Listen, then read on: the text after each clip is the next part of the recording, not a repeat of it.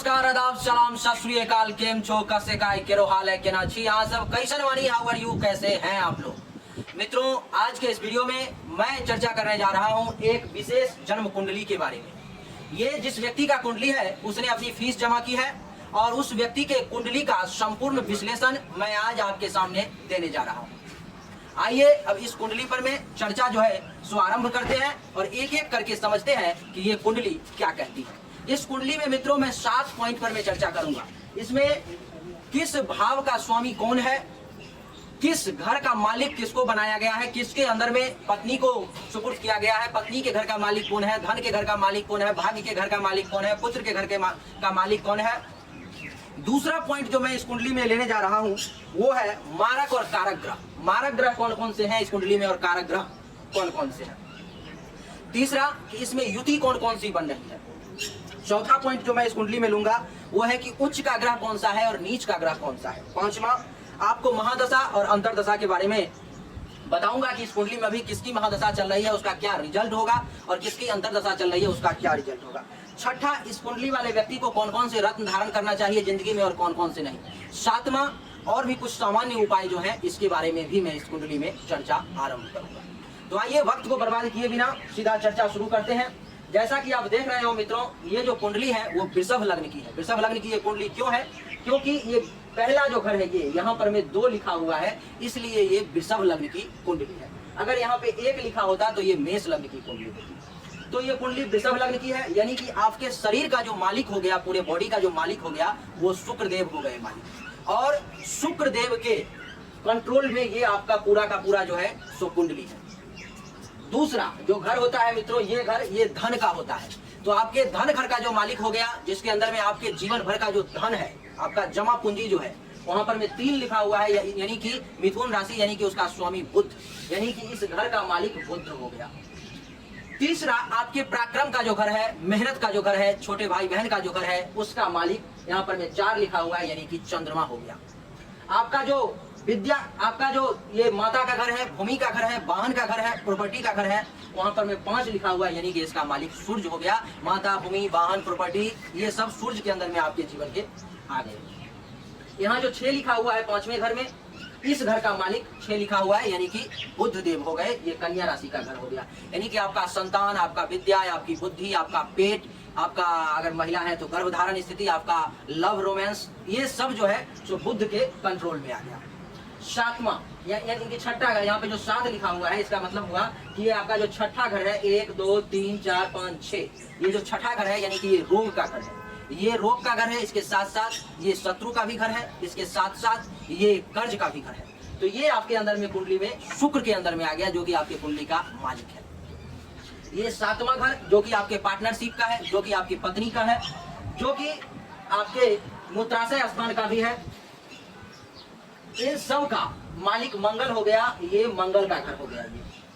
ये 8वां जो कि आपके मृत्यु का घर है, जीवन का घर है, बाधा का घर है, परेशानी का घर है, काम में रुकावट का घर है, मामा पक्ष का घर है, ये 8वां घर हो गया। यहाँ पे 9 लिखा हुआ है, इसका मतलब इसका मालिक जो है जो बृहस्पति हो गए। ये जो 9वां घर है जो आपके पिता का घर है, मतांतर से इसको पिता का घर भी कहा जाता है और 10वें घर को भी पिता घर कहा जाता है, तो मैं इसको पिता घर लेके चलता हूँ। तो 9वां जो घर है वो पिता घर है, क्योंकि लघु पराशरी में, बृहद पराशर में इसको पिता का घर माना गया है। तो आपके पिता का, आपके धर्म का, आपके भाग्य का, आपके तीर्थ का मालिक जो है सो यहाँ पर में 10 लिखा हुआ है, यानी कि शनिदेव हो गए। ये जो आपका 10वां घर है जो कर्म का घर है, उसका मालिक भी शनिदेव हो गए, क्योंकि यहाँ 11 लिखा हुआ है। ये जो आपका लाभ का घर है उसका मालिक बृहस्पति देव हो गए, क्योंकि ये 12 लिखा हुआ है। 12 यानी कि मीन राशि, मीन राशि का मतलब यानी कि बृहस्पति देव। ये जो 12वां घर है कुंडली का अंतिम घर, जो कि खर्च का घर है, रोग का घर है, हॉस्पिटल का घर है, विदेश यात्रा का घर है, जेल का घर है, ये सब 12वां घर हो गए, जो कि मंगल देवता के कंट्रोल में आ गए। तो 2 पॉइंट पर में हम लोगों ने अभी चर्चा कर ली। अब हम चर्चा करेंगे मारक ग्रह इस कुंडली में कौन कौन से हैं और कारक ग्रह कौन कौन से हैं। मारक ग्रह का मतलब है कि कौन कौन सा वो ग्रह है इस कुंडली का जो आपके जीवन को बर्बाद कर सकता है, परेशान कर सकता है। वो आपके कुंडली में जिस घर में, जिस भाव में बैठेगा उसके मार्कत्व को बढ़ा देगा, उस घर का हानि करेगा, उस घर में वो परेशानी लाएगा। तो जैसे कि इस कुंडली में आप हमेशा मान के चलो कि 6, 8 और 12, यानी कि ये छठा घर, ये 8वां घर और ये 12वां घर, इस घर में जो भी ग्रह होते हैं वो मारक होते हैं, ये आप हमेशा याद रखो। तो इस कुंडली में जो मारक ग्रह हो गए, सबसे पहले ये तो सूर्य बुध, ये दोनों इस कुंडली में मारक ग्रह हो गए। इसके अलावा इस कुंडली में, क्योंकि ये वृषभ लग्न की कुंडली है, तो चंद्रदेव भी मारक ग्रह हो गए। चंद्र, गुरु, मंगल, बुध, सूर्य और केतु, यानी कि चंद्र, गुरु, मंगल, बुध, सूर्य और केतु इस कुंडली में मारक ग्रह है। अब एक एक ग्रह पर में हम चर्चा करेंगे, लेकिन आपको मैं ये बता दूं कि कारक ग्रह इस कुंडली में कौन से हैं। इस कुंडली में कारक ग्रह सिर्फ और सिर्फ एक ही है, वो है शनि, और थोड़ा सा राहु को भी आप ले सकते हैं। तो आप कहोगे कि इस कुंडली के जो मालिक हैं शुक्रदेव, वो कारक ग्रह नहीं हुए क्या? हाँ, वो कारक ग्रह नहीं हुए। उसका कारण है, मैं आपको उसका कारण बाद में समझाता हूँ। तो इस कुंडली में शनि और राहु के अलावा जितने भी ग्रह हैं वो सब मारक हैं। जब जब इस व्यक्ति के जीवन में शनि और राहु के अलावा दूसरा कोई भी टाइम पीरियड आएगा, ये व्यक्ति काफी ज्यादा परेशान हो जाएगा, समस्याओं से घिर जाएगा। और इस कुंडली में अब मैं आपको बताता हूँ कि कौन से ग्रह जो है सो नीच के हैं और कौन से ग्रह उच्च के हैं।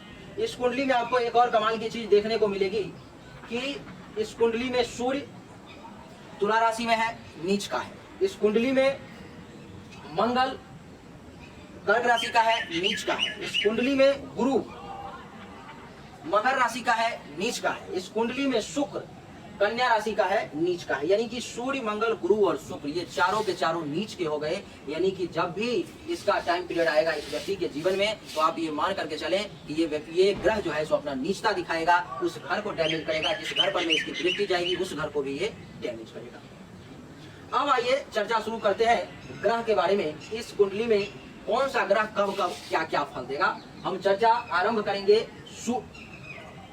चलिए यहीं से आरंभ करते हैं। पहले घर में कोई भी ग्रह नहीं है, दूसरे घर में कोई भी ग्रह नहीं है, तीसरे घर में मंगल है और केतु है।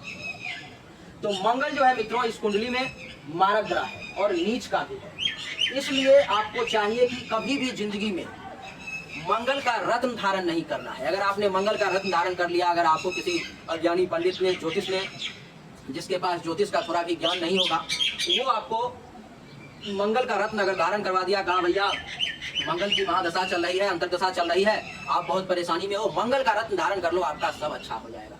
मंगल का रत्न आपने जैसे ही धारण किया, मूंगा आपने जैसे ही धारण किया, आपकी जिंदगी वहां से बर्बाद होना शुरू हो जाएगा। सबसे पहले आपके पराक्रम में कमी आ जाएगी, आप फालतू के काम में मेहनत बहुत ज्यादा करेंगे, बिना मतलब का जिस काम से कोई फायदा नहीं होगा उसमें मेहनत बहुत ज्यादा करेंगे। ये हमारे बाह का भी घर है, यानी कि आप बिना मतलब का पुरुषार्थ खूब दिखलाएंगे, किसी से लड़ जाना, किसी से झगड़ जाना, आपकी क्रोध जो है सो काफी ज्यादा ज्वाला भड़क जाएगी और आप कुछ से कुछ कर सकते हैं। मंगल की दृष्टि जो है मित्रों वो 4, 7 और 8 होती है। तो 1, 2, 3, 4 छठे घर पर में मंगल की दृष्टि पड़ेगी और आपको विभिन्न प्रकार के रोग उत्पन्न हो जाएंगे। लीवर से संबंधित परेशानी आ सकती है, अपर इंटेस्टाइन, लोअर इंटेस्टाइन से संबंधित परेशानी आ सकती है, आपका कर्जा बढ़ सकता है, आपको दुश्मन जो है परेशान कर सकता है, दुश्मन की संख्या आपके कुंडली में बढ़ सकती है, क्योंकि मंगल की चतुर्थ दृष्टि यहाँ पर पड़ेगी। मंगल की जो सप्तम दृष्टि है 5, 6, 7 आपके पिता के घर पर में पड़ेगी। आपका आपके पिता के साथ संबंध अच्छा नहीं रहेगा। जब भी मंगल का टाइम पीरियड आएगा, आपको आपके पिता के साथ रिलेशन में गड़बड़ी आ जाएगी, खराबी आ जाएगी, धर्म पर से आपका विश्वास उठ जाएगा।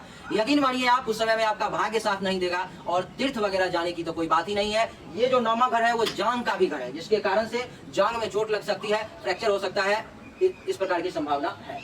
8वीं दृष्टि मंगल की 1, 2, 3, 4, 5, 6, 7, 8 आपके 10वें भाव पर में पड़ रही है, जो कि कर्म का घर है। अगर मंगल का पीरियड है उस समय में आपको खराब कर्म करने के लिए, बुरा कर्म करने के लिए मंगल आपको उकसाएगा, आपको प्रयास करेगा कि आप गलत काम में चल जाए, बुरे कर्म करना शुरू कर दें, सही आपका काम धंधा नहीं चलेगा।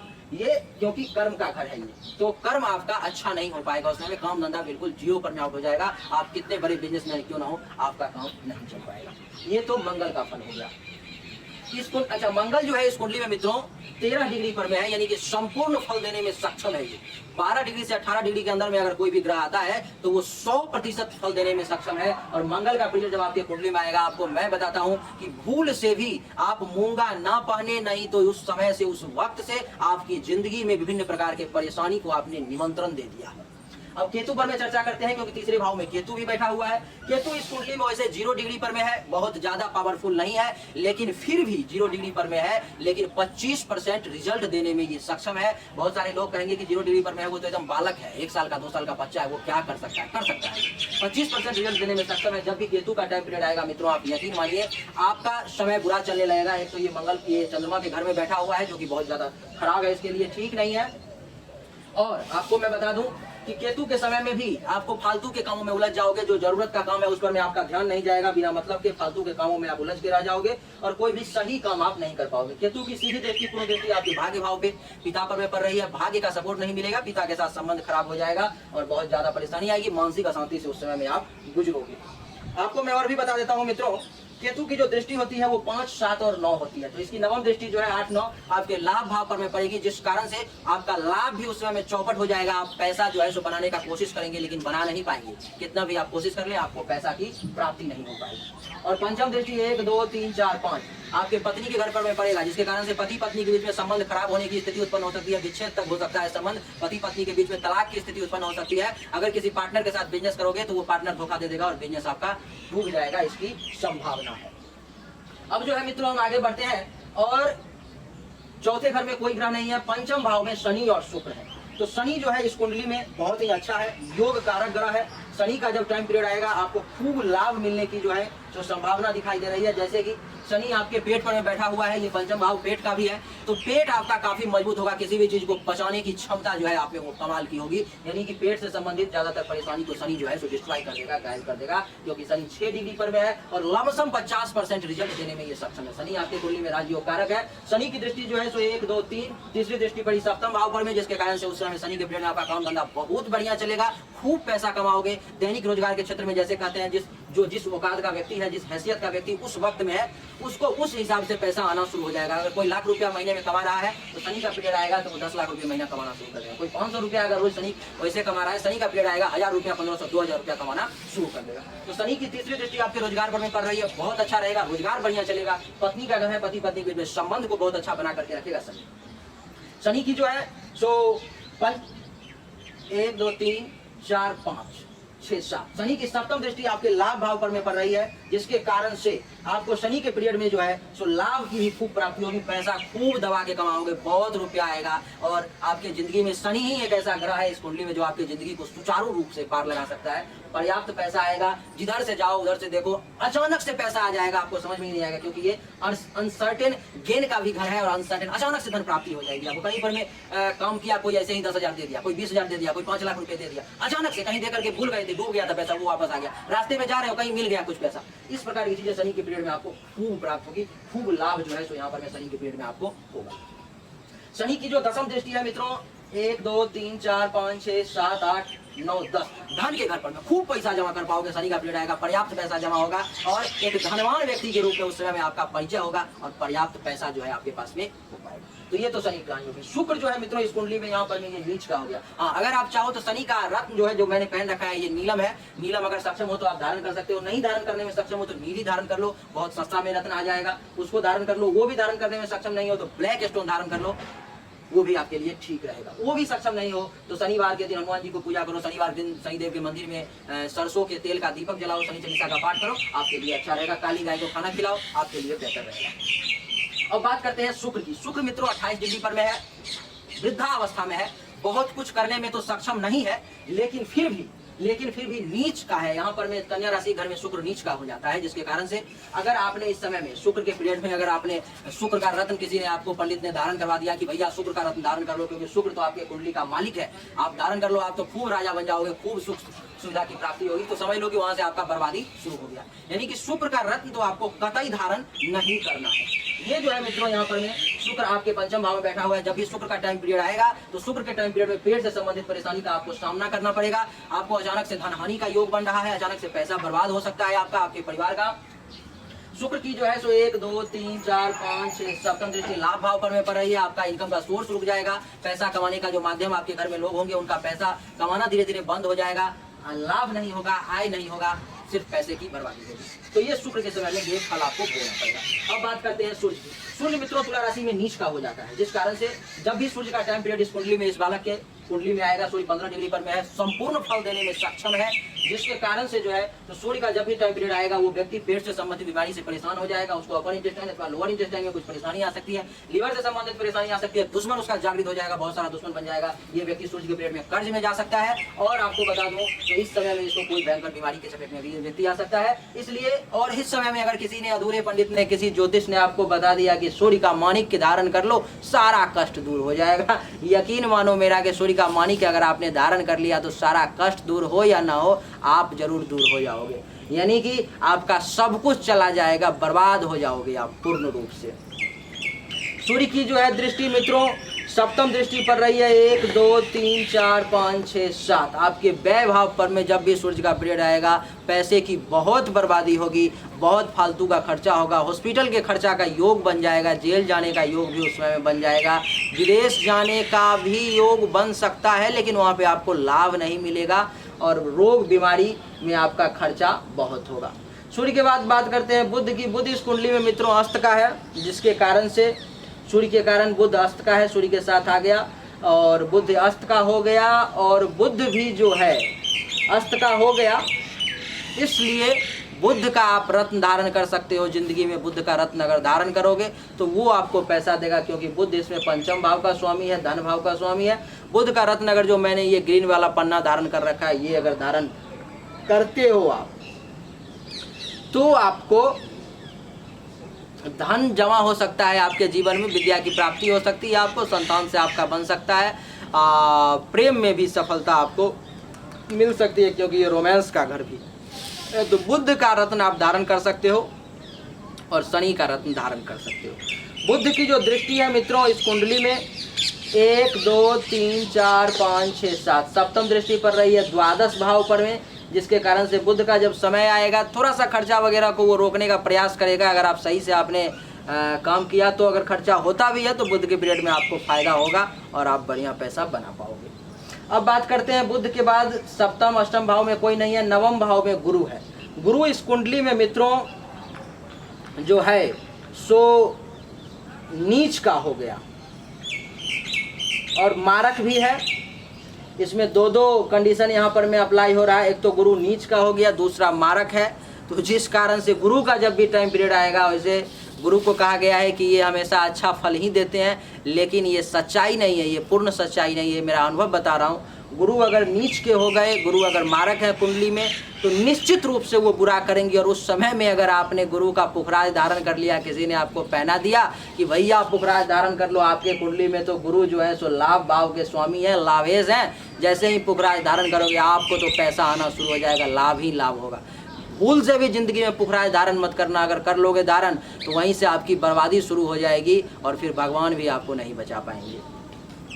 तो गुरु की जो दृष्टि है मित्रों वो आपके कुंडली में, अच्छा गुरु जो ये नवम भाव में बैठा हुआ है, ये जब भी गुरु का टाइम पीरियड आएगा आपको पिता के साथ संबंध ये बिल्कुल भी नहीं बनने देगा। पिता के साथ संबंध खराब हो सकता है, आपको धर्म में मज़ा नहीं आएगा, धर्म आपका काम आप नहीं कर पाओगे, साथ ही आपका भाग्य का उदय नहीं होगा, भाग्य में बाधा आ जाएगी, हर काम में रोक टोक लगना शुरू हो जाएगा।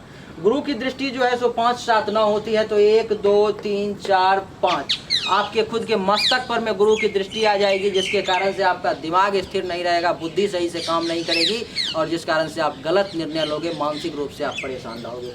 6 सप्तम दृष्टि आपके तृतीय भाव पर में पड़ रही है। छोटे भाई बहन से संबंध ठीक नहीं रहेगा, छोटे भाई बहन के साथ लड़ाई झगड़ा हो सकता है, संबंध खराब हो सकता है। गुरु के पीरियड में छोटा भाई बहन बीमार भी पड़ सकता है और फालतू के काम में मेहनत आपको बहुत करवाएगा, गुरु दौड़ाएगा, भगाएगा बहुत आपको गुरु। तो गुरु की दृष्टि हो गई 5 7 और 9, तो 1 2 3 4 5 6 7 8 9। नवम दृष्टि गुरु की पंचम भाव पर में पड़ रही है, जिसके कारण से लव रोमांस में आपको फेल्योर दे सकता है। उस समय में अगर आपका पत्नी के साथ संबंध अच्छा नहीं रह पाएगा, क्योंकि आप प्रेम नहीं कर पाओगे। संतान के साथ उस समय में आपको परेशानी आ सकती है, संतान प्राप्ति में भी आपको कुछ परेशानी का सामना करना पड़ सकता है। पेट से संबंधित बीमारी आपको उस समय में आ सकती है, अनसर्टेन लॉस हो सकता है, अचानक से पैसा कुछ बर्बाद हो सकता है। तो ये सब गुरु का आपको प्रभाव रहेगा। राहु आपके कुंडली में उतना ज़्यादा खराब नहीं है, क्योंकि शनि के घर में बैठा हुआ है और शनि इस कुंडली में योग कारक है, जिस कारण से राहु आपको इस कुंडली में अच्छा फल देने में सक्षम है। राहु का जब भी समय आएगा तो आपको भाग्य का सपोर्ट मिलेगा, धर्म के क्षेत्र में अच्छा आप कर पाओगे, भाग्य का सपोर्ट मिलेगा, पिता के साथ संबंध बढ़िया रहेगा। राहु की दृष्टि सप्तम दृष्टि जो है आपके कुंडली में तृतीय भाव में पड़ेगी, खूब मेहनत करोगे और छोटे भाई बहन से भी आपको लाभ मिलने की जो है सो संभावना है। राहु की पंचम दृष्टि और नवम दृष्टि भी होती है पूर्ण दृष्टि, तो 1 2 3 4 5 मस्तिष्क में विभिन्न प्रकार की चालाकी जो है सो राहु आपको देगा और धूर्तता के कारण आप बहुत पैसा बना पाओगे। और 7 8 9 और आप अपने बच्चे को भी एक शिखर तक जो है पहुंचा पाओगे। राहु की दृष्टि आपके पंचम भाव पे पड़ रही है तो पुत्र प्राप्ति का योग भी राहु जो है शुभ बना रहा है। राहु के बाद बात करते हैं अब इस कुंडली के अंतिम ग्रह की, चंद्र की। तो चंद्र आपके एकादश भाव में बैठा हुआ है और चंद्र भी इस कुंडली में जो है सो मारक ही है। चंद्र आपके लिए कहोगे अगर अच्छा है तो अच्छा नहीं है, एकादश भाव में है। चंद्र का पीरियड जब भी आएगा तो चंद्रमा जो है सो आपको लाभ नहीं देगा। वैसे चंद्रमा 29 डिग्री पे बैठा हुआ है, बहुत ज़्यादा हानि करने में भी सक्षम नहीं है, लेकिन फिर भी लाभ को वो रोकेगा। चंद्रमा का रत्न तो जिंदगी में कभी भूल से भी धारण मत करना है आप, नहीं तो आपको बर्बाद कर देगा। चंद्रमा बहुत मारक है आपके कुंडली में, तो चंद्रमा का रत्न धारण नहीं करना है। लाभ को नुकसान करेगा, लाभ नहीं होने देगा, पैसा नहीं आने देगा। चंद्रमा की सप्तम दृष्टि 1 2 3 4 5 6 7 पंचम भाव पर में पड़ रही है। पुत्र के साथ संबंध अच्छा नहीं रहने देगा। जब चंद्रमा का पीरियड आएगा, समय आएगा, अचानक से लव और रोमांस में फेल्योर आ सकता है। और बता दूं आपको तो अचानक से धन हानि का भी योग जो है बना सकता है। पेट से संबंधित बीमारी भी आपको दे सकता है चंद्रमा जो है मित्रों आपके कुंडली में मारक है, जिस कारण से ये सब बुरा परिणाम जो है आपको भोगना पड़ेगा। तो ये तो कुंडली के ग्रह का निर्णय हो गया, जो कौन सा ग्रह आपको कैसा परिणाम देगा। आप समझ चुके कि इस कुंडली में 3 ग्रह ऐसे हैं, शनि, राहु और बुध, जो आपको जिंदगी में अच्छा परिणाम दे सकता है, जिसके माध्यम से आप मिला जुला करके जिंदगी को निकाल सकते हो। और यही तीनों ग्रह है जो आपको बहुत आगे तक ले करके जाएगा। मूल रूप से हमने 3 विषय पर में चर्चा कर लिया, 2 विषय पर में कि सभी भाव के स्वामी किसके अंदर में कौन सा घर है, कौन सा इस कुंडली में मारक ग्रह है, कौन सा इस कुंडली में कारक ग्रह है। उच्च का और नीच का भी चर्चा हमने कर लिया। इस कुंडली में 4 ग्रह जो है मित्रों वो नीच के हैं, जैसा कि मैंने आपको बताया कि सूर्य, मंगल, गुरु और शुक्र। सूर्य, मंगल, गुरु और शुक्र, ये 4 ग्रह इस कुंडली में नीच के हैं, इसलिए कभी भी इन चारों का रत्न धारण नहीं करना है। इसके अलावा अब जो मैंने आपको कहा था कि चर्चा मैं करूंगा, युति पर में एक बार चर्चा कर लेते हैं। युति आपको बता देता हूं, क्योंकि इस कुंडली में 1 2 3 4 युति बन रही है, उसका क्या क्या फल आपको मिलने वाला है। सबसे पहले मंगल और केतु की युति का चर्चा करते हैं मित्रों। मंगल और केतु की युति जब इस कुंडली में जैसे है, अथवा किसी भी कुंडली में जब भी होती है, तो अंगारक नामक योग का निर्माण होता है और वो व्यक्ति स्वभाव से काफ़ी ज़्यादा उग्र हो जाता है, बहुत ज़्यादा क्रोधी किस्म का हो जाता है। और आपको मैं बता दूं कि वो क्रोध के कारण जो है कभी भी ज़िंदगी में सफलता की तरफ आगे नहीं बढ़ पाता। मंगल का अथवा केतु का जब भी पीरियड आता है तो वो व्यक्ति पूर्ण रूप से उस समय में डैमेज जो है सो होने लगता है। तो अंगारक दोष है इस कुंडली में, छोटे भाई बहन से इसका संबंध बढ़िया नहीं रहेगा, फालतू के काम में मेहनत बहुत करेगा ये व्यक्ति और क्रोधी किस्म का होगा। तो मंगल और केतु की युति इसके लिए बहुत अच्छी नहीं है, इसको हम बहुत बुरा ही कहेंगे। और इससे केतु 0 डिग्री पर में है, इसके कारण ये केवल और केवल 25% रिजल्ट देने में सक्षम है, ऐसा नहीं है कि बहुत ज़्यादा नुकसान कर देगा। दूसरी जो युति है वो शुक्र और शनि की है। ये युति मिला जुला करके ठीक है, इसको हम खराब नहीं कहेंगे। इस युति के कारण ये व्यक्ति अपने जीवन में सुख, शांति,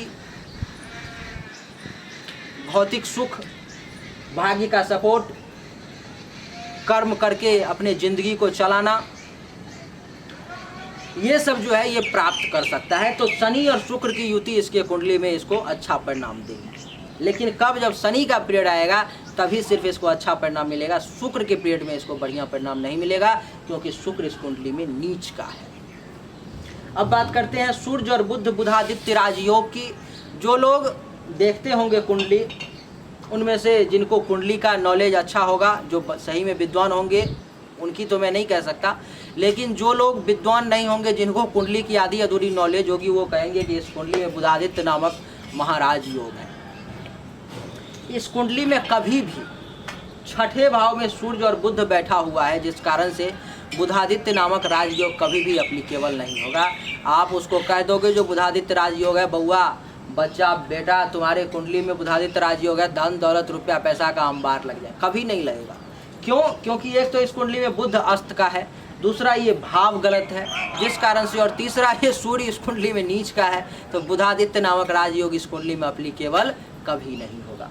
तो ये भी इसके लिए परिणाम जो है सो बुरा ही साबित होगा। गुरु और राहु की युति है, ये चांडाल नामक दोष का निर्माण कर रहा है, जिसके कारण से ये व्यक्ति गुरु के पीरियड में बहुत ज़्यादा बुरा परिणाम भोगेगा। वैसे राहु इसके लिए बहुत बुरा नहीं है और 0 डिग्री पर में है, बहुत कमज़ोर है, इसलिए इसका बहुत कुछ बिगाड़ नहीं पाएगा। तो ये तो 4 के 4 युति की चर्चा हो गई, उच्च नीच ग्रह की चर्चा हो गई। अब मैं महादशा और अंतरदशा की चर्चा करता हूँ। इस कुंडली में मित्रों अभी शुक्र की महादशा चल रही है